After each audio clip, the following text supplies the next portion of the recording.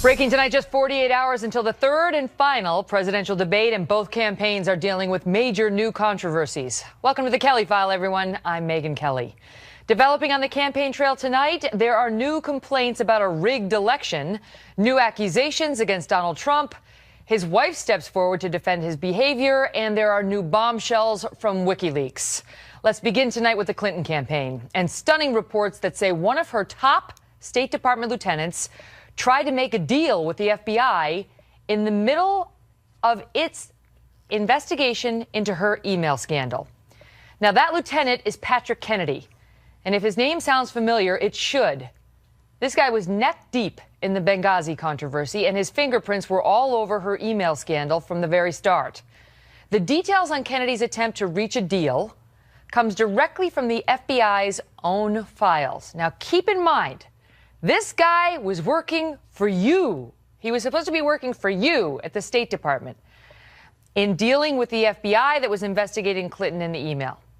The FBI's own files, and this was the lead issue that was discussed in an exclusive interview that Fox's Carl Cameron just landed with Donald Trump, where he asked him about an FBI note that certainly makes it sound like Patrick Kennedy cared more about protecting Hillary Clinton than protecting you. Watch. What's illegal? I mean, what's taking place is illegal between Justice Department and the FBI and Secretary of State and the State Department. I think it's crazy what's going on. It's totally illegal. It's a criminal act. It's a crime. And I hear the Republicans are going to hold hearings after the election. Why would you hold them after the election? You want to hold those hearings before the election. But this is a criminal act, and it's incredible that they can do this and get away with it. In moments, Judge Andrew Napolitano will tell us if Donald Trump is right, whether a crime has been committed here. But we begin tonight with our chief intelligence correspondent, Catherine Herridge, who's going to set this up for you so we all understand it. Catherine? Well, thank you, Megyn. These FBI records released today state in black and white that one of Secretary Clinton's most trusted lieutenants, Patrick Kennedy, wanted a backroom deal with the FBI over the classification of Clinton's emails. A leading Republican says tonight it's evidence of a broad conspiracy. I think it's corruption. I think it's manipulation. I think it's against the law, and it certainly goes to the intent. Somebody should have been prosecuted for this. According to the FBI interviews known as 302s, Kennedy wanted to do a swap. The FBI would downgrade a highly sensitive Clinton email to unclassified, and in return, the Bureau would get coveted slots for agents overseas. An FBI agent's name was cut from the records posted online today that read in part, quote, "Redacted believes state has an agenda, which involves minimizing the classified nature of the Clinton emails in order to protect state interests and those of Clinton." The FBI agent specifically uses the term quid pro quo. This is no small thing. I understand that. Senior executive I understand accused that. of trying to I understand that, which is why I agent. came out here and said there's no quid pro quo. Absolutely not. Happened. Both the FBI and State Department emphasized to reporters today the email's classification was never changed, and the FBI never got additional slots for its agents overseas. But legal experts say even the discussion of a backroom deal potentially violates federal law. Megyn. Catherine, thank you. You're welcome. Joining us now, Judge Andrew Napolitano, Fox News senior judicial analyst. Well, this stinks to high heaven, and we don't have to look far to figure out whether at least the person on the receiving end of the proposed deal thought it was a quid pro quo, because it's in the FBI agent's notes. Right. So an FBI agent who was in charge of handling documents that had been accumulated in the Clinton investigation was approached by Patrick Kennedy. Mrs. Clinton is not the Secretary of State at this point. Patrick Kennedy's working for Secretary Kerry, and he makes the offer that Catherine Herridge just described for us. Can you change the marking on this document? Now, he was working for us. Correct. When he's doing that. He doesn't answer to Hillary Clinton anymore. Correct. He's supposed to be looking out for us. Markings on documents are changed all the time. They're changed so that people at a lower level of security clearance can read documents that they otherwise wouldn't be able to read because they need to see what's in there. But they are never, ever, ever lawfully changed after they've been subpoenaed and when they've been accumulated as evidence in a criminal investigation. And it was under that circumstance that Patrick Kennedy asked this FBI agent, whose name we haven't been given, but who obviously reported it to his bosses, to make those changes, which, of course, he refused to make. And let's say Patrick Kennedy, who is, again, he is neck deep in Benghazi. I mean, the blame was there was plenty to go around when it came to how that hit was handled, the absence of security, despite the begging of Ambassador Chris Stevens and others. But Patrick Kennedy was right in the mix of it and was not blameless. So he pops up again. And it'd be one thing if he saw a document, Judge, that he said this is legitimately problematic and we shouldn't be producing this, and so it needs to go into a basement and never to be seen again. But if that were true, he wouldn't have to be offering the FBI all these carrots to get them to agree to his little proposal. The offering of the carrot, as you put it, even though it was not accepted by the FBI, is an attempt to commit bribery. The FBI didn't see it that way. They didn't charge him with anything, either because they felt they couldn't prove the case, or maybe the FBI was in the tank for Mrs. Clinton and all of her people from day one of these investigations. That's not easy to believe. It's very, very difficult to believe. I agree with you. But the evidence is there in the FBI document, which came out over the weekend. He offered me something of value, not to me personally, but to the FBI, if we would alter evidence. So that's an effort to bribe, to deface evidence, to obstruct justice. Was anybody charged with any of those crimes? No. And the advantage to him in having the FBI classify this document from what it was to something else was that it would get buried, that the FBI wouldn't have to have it, it wouldn't have to get produced publicly, no one would ever have to see it. Correct. And his former boss and still dear friend, Secretary Clinton, could not be blamed for exposing a national security secret, which, of course, she's done hundreds of times. Judge, good to see you. Likewise. So the Clinton campaign is also dealing with new fallout from leaked emails, including one that shows their immediate, unvarnished reaction to a national tragedy.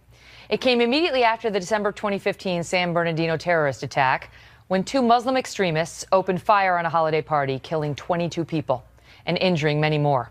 Chief National Correspondent Ed Henry is live in Washington tonight with more. Ed? Good evening, Megan. Julian Assange says the Ecuador government cut off his internet access, but Wikileaks at this hour is now back up and running and just dumped out about another 3,000 emails. One that is pretty fascinating, you mentioned, from last December after the San Bernardino massacre, leaving 14 people dead. John Podesta, the campaign chairman for Hillary Clinton, sent an email suggesting it might be better for the campaign in terms of its narrative if a non-Muslim had led the terror attack. After Clinton aide noted that MSNBC host Christopher Hayes had tweeted the name of the suspect and that it was Saeed Farouk, damn, wrote campaign staffer Karen Finney, who is now the spokeswoman for VP nominee Tim Kaine. Podesta responded, quote, better if a guy named Saeed Farouk was reporting that a guy named Christopher Hayes was the shooter. Meanwhile, in the battle against ISIS, Clinton herself sent Podesta a shocking email taking aim at two U.S. allies. Clinton writing to Podesta in 2014, the government in the United States needed to, quote, bring pressure on the governments of Qatar and Saudi Arabia, which are providing clandestine financial and logistic support to ISIL and other radical Sunni groups in the region.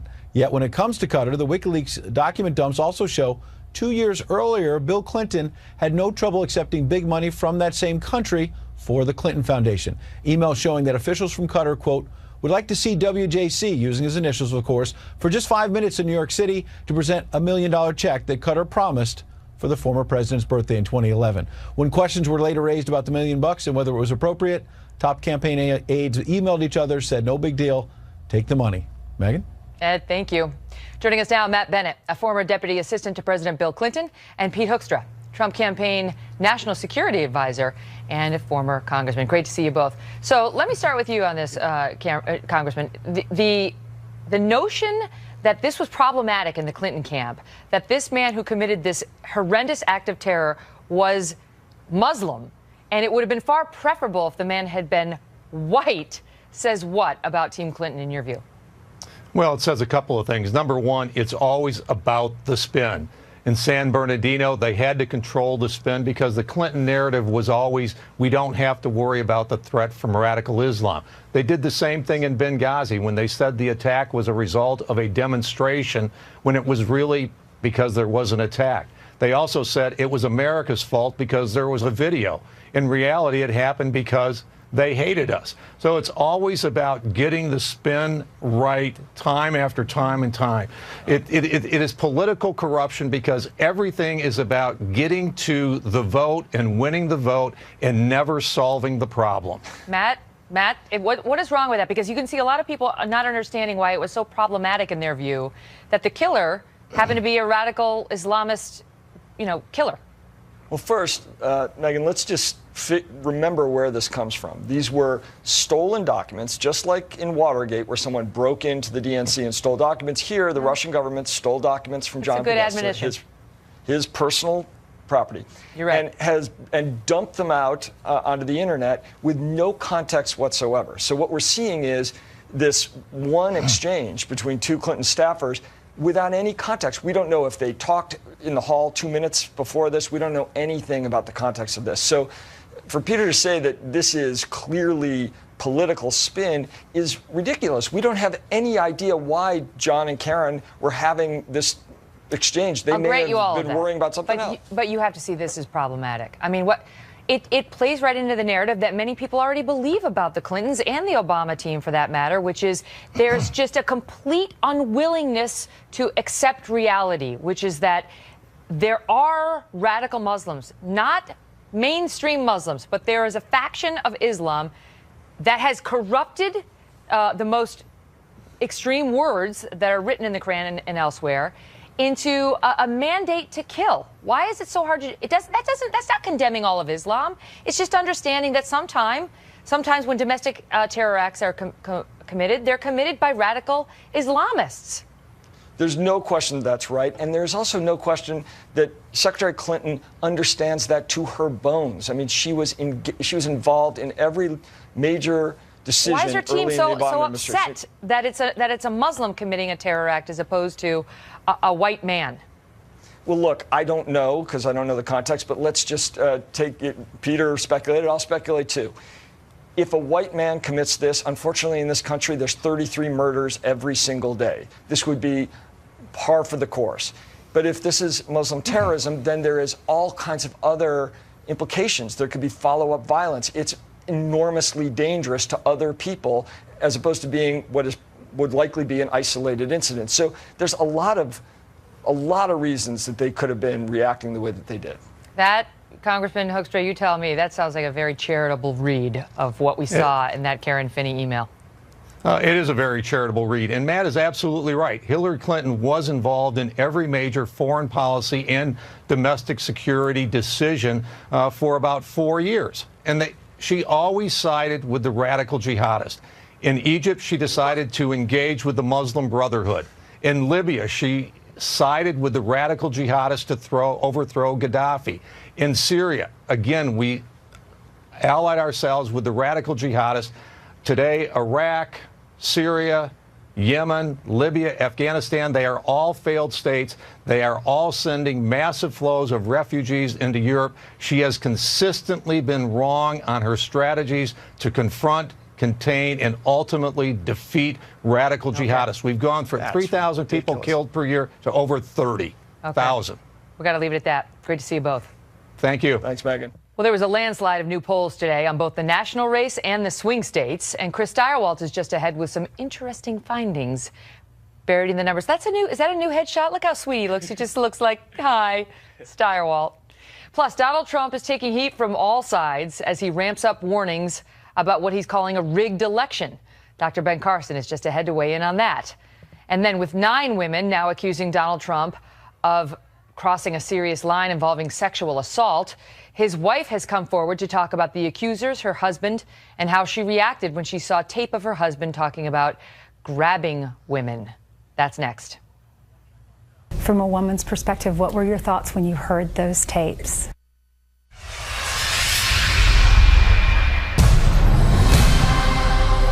Breaking tonight, we have brand new reaction from Melania Trump, who is speaking publicly about the series of women who have come forward now accusing her husband of sexual misconduct.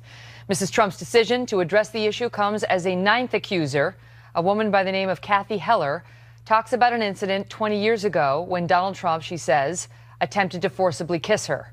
Trace Gallagher is in our West Coast newsroom with the very latest. Trace? Megan, 63-year-old Kathy Heller claims that on Mother's Day in 1997, she and her family were having brunch at Trump's Mar-a-Lago resort in Palm Beach when Trump came to introduce himself. But instead of shaking her hand, Heller says he grabbed her arm and went for the lips, kissing her on the side of the mouth. A relative who was there has backed up Kathy Heller's account, but the Trump campaign says, quote, there is no way something like this would have happened in a public place on Mother's Day at Mr. Trump's resort. It would have been the talk of Palm Beach for the past 2 decades. For the record, Kathy Heller is a Hillary Clinton supporter and donor and claims that she's owed money by the Mar-a-Lago resort. In an interview for tomorrow's Fox and Friends, Melania Trump talks about the growing list of accusers. Watch. Why now? Why 3 weeks before the election? What they're accusing my husband, that is not the person that I know. Why do you think they would make this up then? Because they want to damage the presidency of my husband. And it was all planned, was all organized from the opposition. Melania Trump also addressed the Access Hollywood tape that prompted these allegations, acknowledging it was painful. Watch. Those words, they were offensive to me, and they were inappropriate. And he apologized to me, and I accept his apology. And we are moving on. Moving on, but also looking back, realizing that when Donald Trump decided to run, those negative stories would come out. Here she is again. We talked about it. And of course we knew, because his life, what he achieved in life, where he was, his life was open book. A lot of people know about it. My husband, he's raw and he's real. And he tells it as it is. He doesn't want to brush it off under the rug. And we should note Donald Trump calls his accusers horrible, horrible liars. Megan. Trace, thank you. Well, Melania Trump isn't the only one taking on these allegations today. Earlier tonight, the issue came up during Carl Cameron's campaign trail interview with Donald Trump. Here's his response. Look, first of all, they were all lies. They were made up stories. They were fabricated, whether they like Hillary or whether they just want to become a little bit famous or something. Every one of those charges were false, and they were lies. The woman on the airplane 35 years ago or 30 years ago, I mean, you don't even believe that one, okay? But I don't know, maybe you're very gullible, but you don't believe that one. Joining me now, Crystal Ball, a senior fellow with the New Leaders Council. Carl Higbee, former Navy SEAL and spokesman for Great America Political Action Committee, and Kristen Soltise-Anderson, Republican pollster and Washington Examiner columnist. Good to see you. So, Crystal, let me start with you on this. Now, there's 9 accusers, but just to be fair to Mr. Trump, the accusations range from, you know, he explicitly grabbed a woman's genitals to he went and gave me a kiss on the side of my mouth upon greeting me. Now, I don't know whether all of these are going to amount legally to sexual assault, but right. You heard Trump's dismissal. Your thoughts on Melania's statement tonight and Trump's? Well, look, I mean, I think for Donald Trump, he continues to assert this is some sort of vast conspiracy and that all of them are lying. And one of the things that really bothers me, Megan, is this idea that the women are out seeking fame. No one is having fun right now. This is not a good time to go out and accuse a powerful man of sexual assault. They're being scrutinized for their looks, for their stories. They're being called liars. And Lord knows what kind of ugly threats and messages they're receiving. So this is not a fun thing for anyone to do. In terms of Melania, she doesn't need our sympathy. She's a grown woman, but I do feel for her. I mean, she's fighting for her husband. She of course believes her husband is going to defend him. One thing I would say, though, is that I hope that people would show Hillary Clinton, when she was in a similar situation trying to defend her husband, the same sympathy that Melania Trump also deserves and receives here. Don't hold your breath on that. I mean, you know, in her defense, I don't know that Hillary was as sympathetic when she was out there saying, this is a vast right-wing conspiracy as Melania is. Well, but what you hear from Melania is also, it actually reminded me of the vast right-wing conspiracy comment, because she's also asserting that this is essentially a conspiracy, right? So she was close. I'm only saying the tone and the delivery was different. The tone is definitely different. But when you're the wife of course you're going to defend your husband. Of course you're going to go to bat for him. And so I think that's what you see here. And she does it very well. Kristen, let me ask you that before we get to Carl. How dug in are people on this issue of the tape? Because the latest poll that came out showed they do think it's a legitimate issue. I mean, that virtually everybody has seen that tape in the entire country. And here are the numbers. 55% believe that it is a legitimate issue in the election, or Trump's treatment of women is, and that only 42% believe that it's not legitimate, which just about mirrors Trump's support, almost exactly the 42%. So how dug in are the voters? Voters are pretty dug in, and Donald Trump has to be pretty glad to have a character witness like Melania Trump coming out, giving support to him, because the slew of polls that have come out in the last day or two have not been great news for him. But right now you have about 85% of Republican voters who say they're voting for Trump. About the same number of Democratic voters say they're voting for Hillary Clinton. 9 out of 10 of those folks say they're not going to change their minds. And even though a majority say that this issue is relevant, most people also said in that same poll that this isn't going to change their mind. So while Trump's probably glad to have Melania out there, hopefully putting this issue to bed, hopefully getting this out of the headlines so he can get back to the issues, his big challenge is not necessarily just sort of batting this down, because a lot of voters do think that his character is something that we should be discussing. Carl, one of the things that Melania said tonight was, she said, first of all, she believes that Billy Bush, she told CNN, she believes Billy Bush egged on Donald Trump in that tape, and that, she's sort of saying sometimes she feels like, she said it was boys talk, even though he was 59 years old when he engaged in it. I mean, how does that grab you? Well, the thing is that he's still engaged in it, but, to the defense of Donald Trump, these women are getting debunked just as fast as they're coming out. You have Natasha, she was debunked by the butler. You have this Jessica Leeds, she was debunked by another passenger on the plane. You have Mindy McGillen that was debunked by the event that she said happened. That didn't even happen. Challenged is probably a more fair characterization. Debunked suggests that they've been proven wrong. There have been some challenges raised by others, but that doesn't resolve it. One woman said it happened at an event that didn't even occur. So, yeah, I would say that's debunked. Well, there's a headline saying the woman on the airplane has been refuted, Jessica Leeds. And when somebody comes forward and says, that's not how I saw it, and that person is a seriously flawed character witness, that doesn't refute anything. That just is another person saying, I have an issue with what she said. But, Crystal, the problem for Donald Trump is he doesn't have enough time between now and November 8th to try to disprove these women. And even if he did, the opinions on Trump among women and independents were firming up and not in his favor long before that Access Hollywood tape broke. That's exactly right. Nate Silver actually, or at 538, has a column saying essentially men are voting in this election, or indicating that they're going to vote in this election like it's a normal year, and women are not. Women are disproportionately and in historic numbers right now going for Hillary Clinton.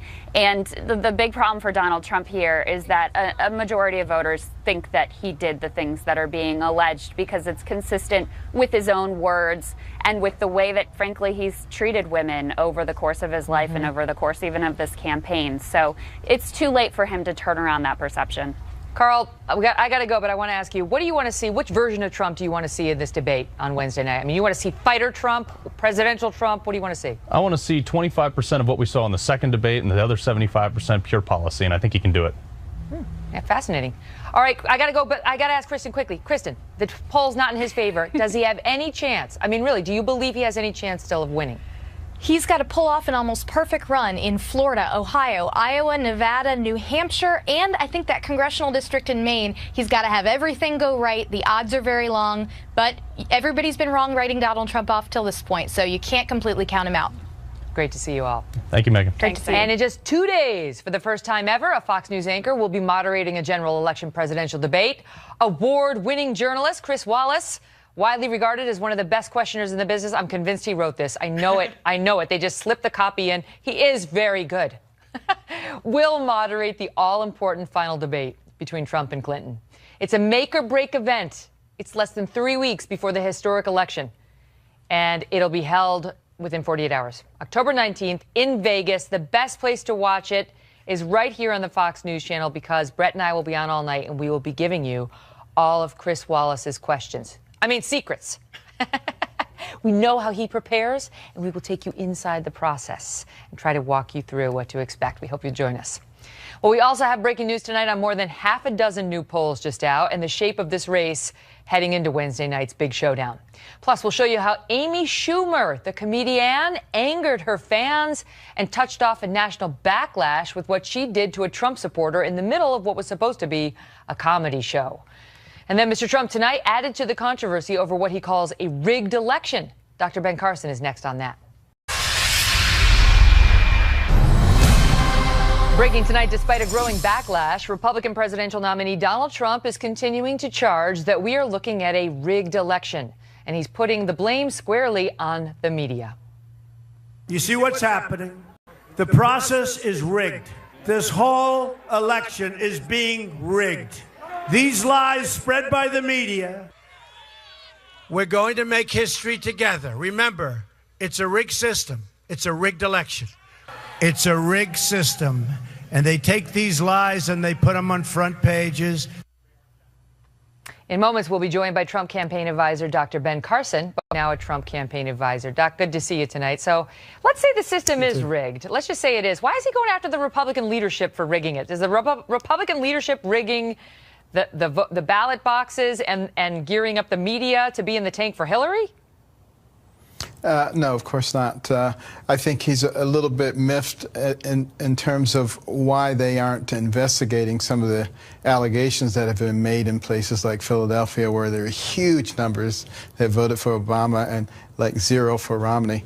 But that's just that's just in a few counties. There are all these precincts, I should say, and in some precincts, Romney and McCain got 0 votes, and in other precincts, they got many votes. And in some of these little precincts, it's only like 100 people voting. So it's not that suspicious that the Republican got no votes. I think the point is that, we obviously, it's too late to do anything for this election, but we should be looking at the integrity of our voting system. I was talking to someone last week who said they went to vote in the last election and they weren't asked for an identification of any type.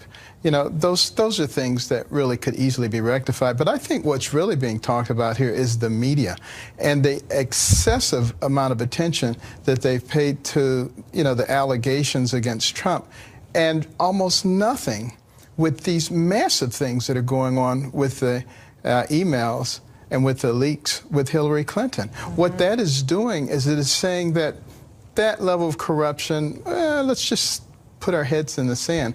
And what is that saying to our children? If we continue to accept corruption, everybody's going to be corrupt. Well, let me ask you a question. As somebody who was up against Donald Trump in the Republican primary season, do you see a difference in the way the mainstream media is covering him now versus the way they covered him back then? Oh, it's a massive difference. Yes. What is it?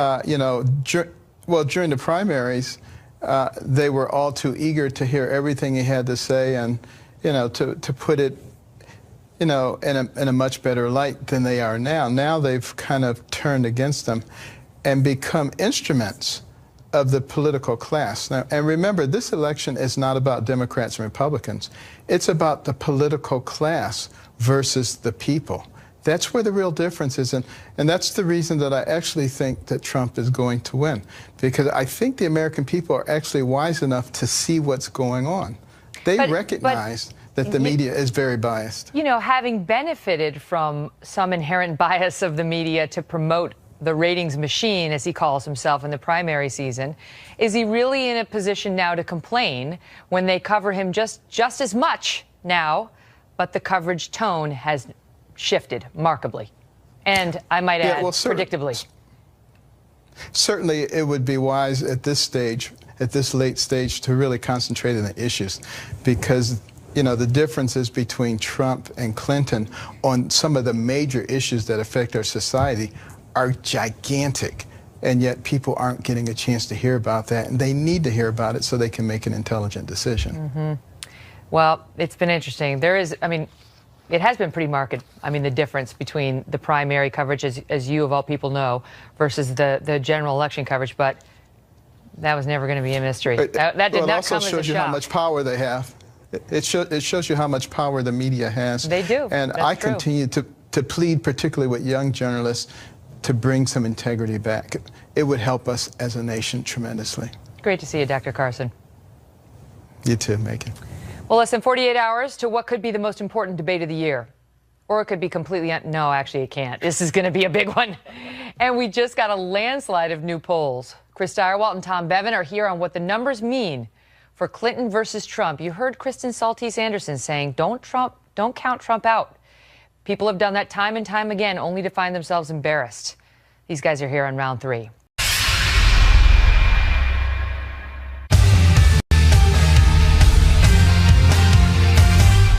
"22 days to the election." Think of that. 3 weeks and 1 day away. Just 48 hours from the third and final presidential debate. And today we saw a half dozen major polling firms release new results. And to see how much a debate can help move the numbers, look at where we were right before the last debate and where we are tonight. She was up 3.2. Tonight she's up 7.1 percentage points over Trump. Joining me now, Chris Direwalt, host of I'll Tell You What. Right here on Fox with Dana Perino, and Tom Bevan, co-founder and publisher of RealClearPolitics.com. Good to see you both. So, I mean, 7.2 percentage points is huge. That's huge, right, Chris? I mean, You tell me that's huge, and tell me whether there's any historical precedence for a candidate overcoming that kind of gap with this much time left. No, but then again, there's no historical precedent for the reality television show host becoming a major party nominee. So we can't pretend like this is a normal year, right? There's no precedent for a former president's wife being a major party nominee. So to a certain degree, we have to allow that things that we haven't seen before could happen this time. And that's why this is the most fascinating election that I've ever covered. That having been said, Donald Trump was almost tied going into the first debate. If you'd have shown the first debate, so he was almost tied going into the first debate. Then he started to lose ground, and then he lost more ground. And it wasn't just what happened in the debates. It was how he conducted himself in the weeks after those debates that set him back, and that's why he's down so much going into this one. He not only did he go after this beauty queen, but he insulted women, and he insulted fat Americans, which is not smart at all. And, right, Chris? I'm here. I'm sitting right here. I can hear you. Exactly. To be honest, I mean, it wasn't just Donald Trump's debate performances. It was the release of this tape. Right? It was the accusations. I mean, that's what's happened between the second debate and now, which is really driven. I mean, you look at all the data. I mean, women have fled him. He's lost his lead with independents. I mean, this last 10 days has been catastrophic for him, not because necessarily he had a bad debate performance, but because of all the other stuff that has gone on surrounding his campaign. What do you make tonight, Chris, of the polls that came out showing it was a 4-point race, according to this Washington Post poll, but they're also saying that he's stuck and he's hit his ceiling. But still, I mean, 4 points, according to the Washington Post ABC News survey. I like chicken. I like ribs. I like steak. But I like Slim Jim better than all of them. And if Dana Perino were here right now, she would tell me to explain about the Slim Jim. We take all of the delicious meats, we combine them into one fantastic smoked sausage, and we get a polling average. And in the halftime report polling average, what we found out? It started tacking the wrong way for Trump, and it goes and it goes. So is it 4 points? Is it 12 points? How about the average of those two? And we find ourselves 7-8 points down. And in the end, he brings it home, ladies and gentlemen, sort of. Medium. Tom, Ohio, CNN's latest poll showing Trump up 4. North Carolina, Trump down just 1. Nevada, Trump down just 2. Is the race closing in a bit? Yeah, I mean, it's interesting, right? We've got Clinton expanding her lead nationally up to 7 points, but we've got Trump holding strong in some of these battleground states, Ohio being one, Iowa's another one.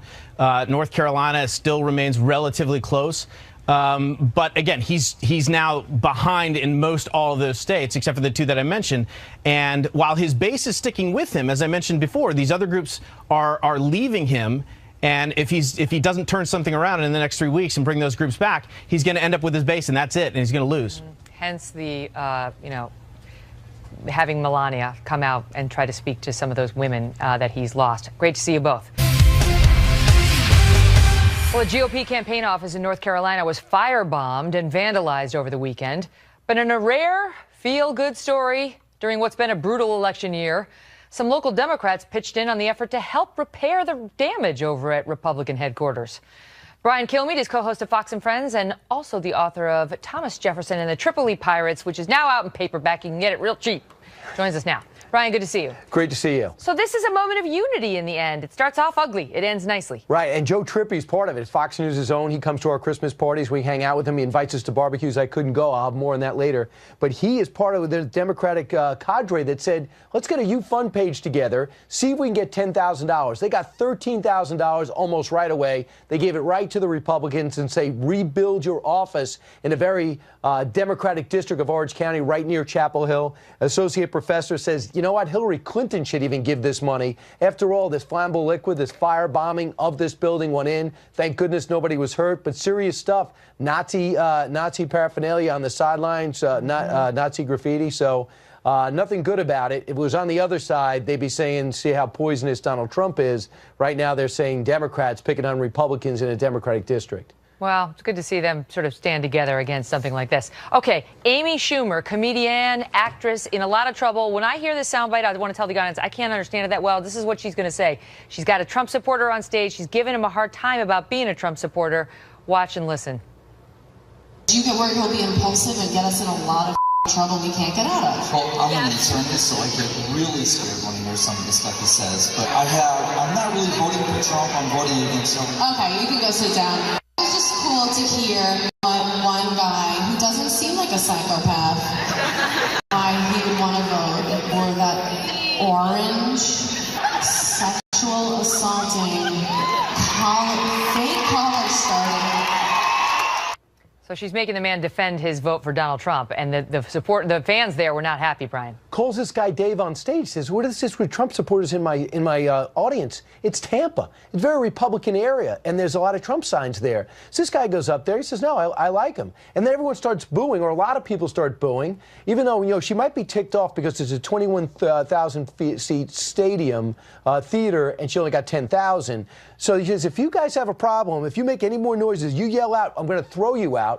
200 people got up and walked out. Wow. This is the cousin of Senator Schumer.